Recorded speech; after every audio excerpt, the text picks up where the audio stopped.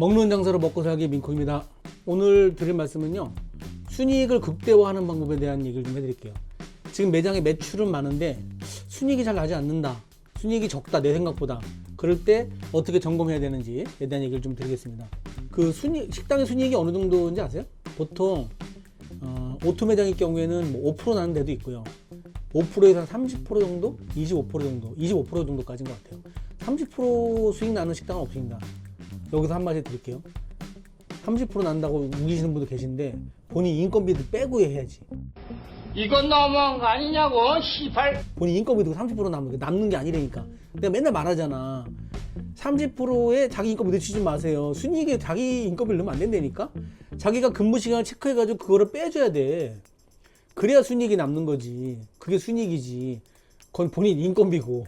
5%에서 한 25%까지 남는데 보통 전체 비용이 85%가 넘어가서는 안 돼요. 5% 남는 매장들은 어디냐면요, 아주 큰 대형 매장들 있잖아요.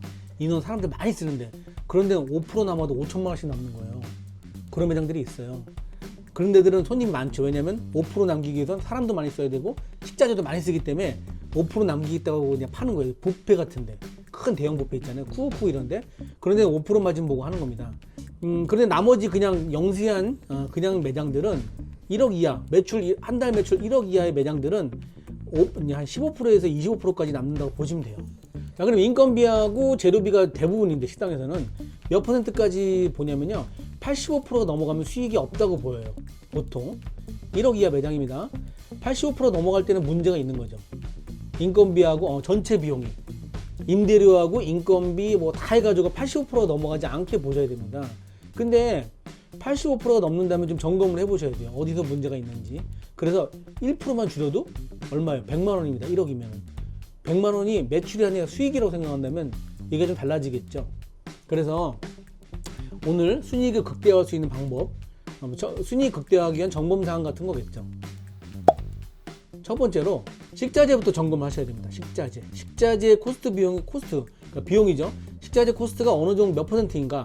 이거는 저번에도 말씀드렸지만 매장에 따라서 그 식자재 비율이 25%가 될 수도 있고 45%가 될 수도 있어요. 뷔페 같이 인건비가 작은 데는 식자재 비율을 높게 보고, 인건비가 높으면 식자재 비율을 좀 낮게 보는 거죠. 인건비가 높다는 거는 서비스가 좀 좋아진다는 얘기거든요. 서비스에 좀 집중한다는 거니까, 서비스가 좋아지는 곳은 이제 식자재 비율을 좀 낮추겠죠.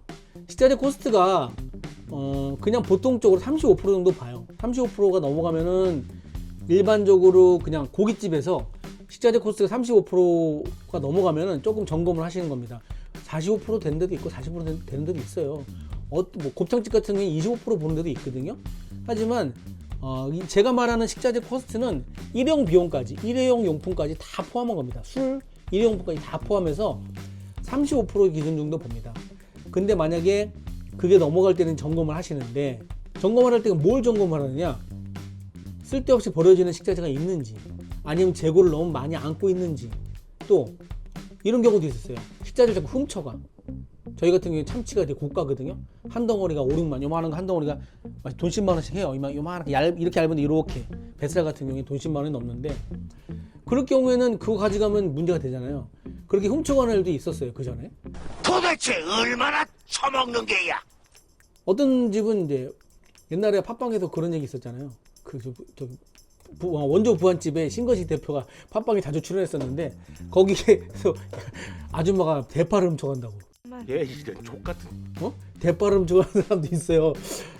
지금 뭐 가방을 열어봤더니 대파가 나오더래요. 그런 것처럼 대파를 훔쳐가는 사람도 있지만, 그런 거는 이제 코스트 비용이 이제 거의 뭐 미비하지만, 직원들이 고가의 식자재를 훔쳐가는 경우도 있기 때문에 그런 것들도 좀 체크를 해보셔야 됩니다. 그래서 내가 생각하는 식자재 비용을, 메뉴당 식자재 비용을 정확히 환산하는 엑셀을 가지고 있는 것도 되게 중요해요. 제가 한 2, 3개월 있다가 그 메뉴에 대한 식자재 환산하는 비율을 식당 성공에 올려놓을 겁니다. 그러면 이제 가입하셔가지고 그런 것도 좀 받으시고, 제가 자료를 이제 하나하나씩 점점 풀어갈 거예요. 식당 성공에 가입하신 분들은 매장에서 쓸 수 있는 툴들을 하나하나 좀 만들어 갈 겁니다.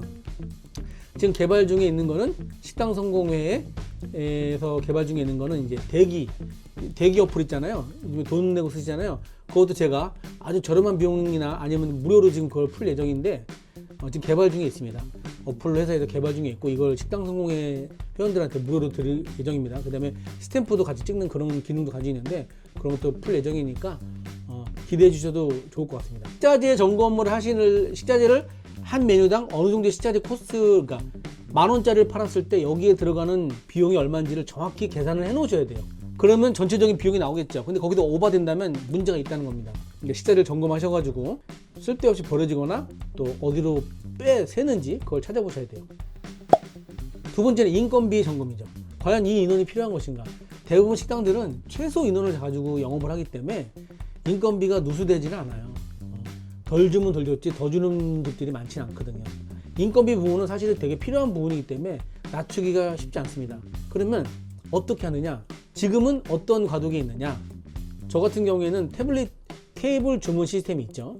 그리고 서빙도 로봇이 합니다. 그러면 지금 어떻게 인건비가 줄었냐면요.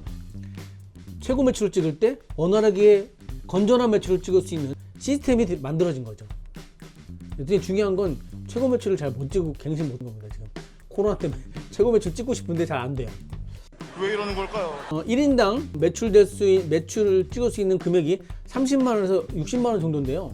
그거는 매장의 컨디션에 따라서 다르기 때문에 정해진 건 아니지만 한 명당 매출이 30에서 60만 원인 걸 감안했을 때 우리 매장의 매출이 1억이다 그러면 10명에서 9명에서 11명이 움직이는 게 맞습니다. 11명이 움직인다면 조금 비용이 지출되는 거고 9명이 움직인다면 나쁘지 않은 거겠죠. 그 9명이 움직인다는 건 상식 움직이는 인원이에요. 내가 채용한 근로자가 아닙니다. 내가 채용한 근로자가 아니고 상시 움직이는 인원을 말하는 겁니다. 세 번째는요, 고정비용에 대한 점검을 해보셔야 돼요. 고정비용에, 인건비를 고정비용으로 보는 데도 있는데 저는 그렇게 보지 않거든요. 인건비는 매출에 따라서 저는 이렇게 약간 좀 넣었다 뺐다 했기 때문에 저는 변동비로 보는데 고정비용에 대한 지출을 좀 보라는 게 뭐냐면요. 혹시 나한테 불필요한 비용이 있는 건 아닌가. 저희 같은 경우에는 이제 정수물 시스템, 정수물 쓰고 있고, 그 다음에 캡스, 인터넷, 어쩌고 저쩌고, 임대료, 이런 게 있단 말이에요. 근데 제가 그 전에, 코로나 직전에, 탈의실하고 휴게실로 쓰던 그 매장을 하나 없애버렸어요. 그거 없애자마자 이제 코로나가 터졌거든요. 저한테 다행이죠. 다행이었는데, 아무튼 그런 고정 비용들을 없애는 것도 굉장히 중요합니다. 그 지금까지 가지고 있어. 꼭 필요하다고 생각했지만 어쩌면 없애버리면 될 수도 있거든요. 그러니까 내가 사무실로 쓰는 비용이 너무 많이 지출이 된다. 지금은 좀 아껴야겠다. 그러면 사무실을 뺄 수도 있습니다. 제가 한 2년 동안 사무실 뺐다가 지금 이제 사무실 만들어 놓고 지금 쓰고 있는데 사무실 보면 되게 불편해요. 사실 저 같은 경우에는 그 지원 사무실이죠. 매장을 지원해주는 사무실 역할을 하고 있는데 굉장히 불편하더라고요. 어쨌든 고정 비용에 대한 점검이 필요합니다. 자, 다섯 번째는 제가 제일 중요하게 생각하는 겁니다. 이게 매장을 계속 일을 하다 보면요. 내가 그 프로세스가 점점 맨 처음 짜여졌던 아니면 변동된 메뉴에 맞는 프로세스가 변동이 되었어야 되는데 기존에 있던 프로세스를 계속 유지해요. 프로세스라는 게 이거잖아요.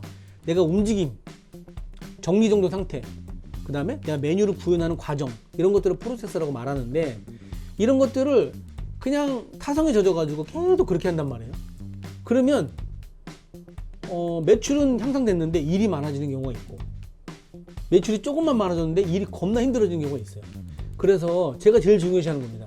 매장에 가서 과연 지금 이 매출에 이 메뉴를 구현하는데 과연 이 동작이 필요한 것인가? 이 식재료가 이 위치에 있는 게 맞아? 라는 것까지 다 점검하셔야 돼요. 그거를 그냥 타성에 젖어서 하시지 마시고 직원들이 제일 싫어하는 게 기물 옮기고 식자재 옮기는 걸 되게 싫어해요. 바꾸는 거 싫어하잖아요. 직원들 바꾸는 거 싫어하거든요. 하지만 내 매장에 어떤 변화를 적응하기 위해서 내가 매장에 어떤 변화가 왔을 때 이거를 적응시키기 위해서는 프로세스 점검은 사실은 수시로 이루어져야 되거든요. 근데 이거를 잘 안 하셔요. 이거를 식당 하는 사람들이 잘 안 해요. 그러니까 이거를 반드시 내 매장의 수익을 극대화하는 방법에 앞에 1, 2, 3, 4 빼고 이거를 먼저 하세요. 이거를 앞에서 1, 2, 3, 4 하기 귀찮다 그러면 이것만이라도 꼭 해가지고 프로세스를 단순화시키거나 메뉴를 빼거나 이런 작업들이 필요하다고 합니다. 불필요한 메뉴도 빼야 돼요, 사실은. 프로세스 점검 꼭 하셔야 됩니다. 자, 오늘은 수익을 극대화할 수 있는 방법에 대한 말씀을 드렸고요. 다음에는 매출을 극대화하는 방법에 대해 얘기를 좀 해드릴게요. 매출 극대화하는 방법 다 궁금하시잖아요. 물론 매출을 극대화하는 방법을 작업을 했지만 매출이 극대화 안 될 수도 있습니다. 하지만 제가 지금까지 해왔던 방법을 또 말씀드릴 거니까 수익을 극대화시키는 방법을 말씀드렸으니까 참고하셔가지고 반드시 써먹으셔야 돼요. 바로 내일 실행하셔야 됩니다. 민쿡의 먹장 목사 끝.